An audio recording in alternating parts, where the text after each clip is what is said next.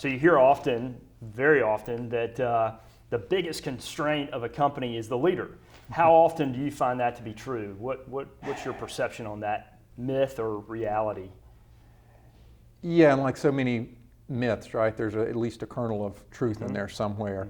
So I'll tell you the thing that's always the telltale mark for me. Again, for a company to even get to the size to where they're having to struggle with issues brought on by no man's land, that usually means that the leader has done a lot of things really well. So there's almost that presumption that there's a lot of competence, there's a lot of skill, ability, and passion there.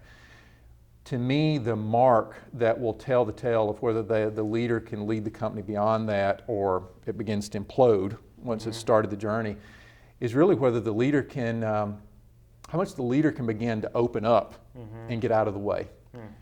Because for the leader to really be able to grow that company from, again, the size is relative to the industry and the organization, but if it's 10, 20, 50 million on to 100 and beyond, no matter how talented that person is, no matter how visionary, no matter how charismatic, it's going to be less and less about them and their unique ability and more about their ability to bring in a team around them and be able to, I look at four things actually when I just had this conversation with the new CEO the other day is when you get in that role, especially leading a company through this type of challenge, it's all about, one, are you able to help your team stay focused, your individual leaders?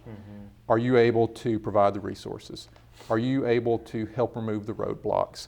And then the fourth one, which I didn't have initially, but it struck me further and further as the more I worked with, can you provide the emotional buoyancy, for lack of a better term? Because the leaders that are on your team, again, assuming that they didn't get in that role without their own competence, they're fighting fires every day, right? They have their own teams they're leading. Just being able to keep them focused and keep that perspective, that emotional buoyancy, is really the role of the CEO. So if the CEO can start to transition to more of that role and a coach and less of the operational driver, then I think irrespective of the industry, irrespective of even the tenure of the CEO, then I think they've got the potential to succeed.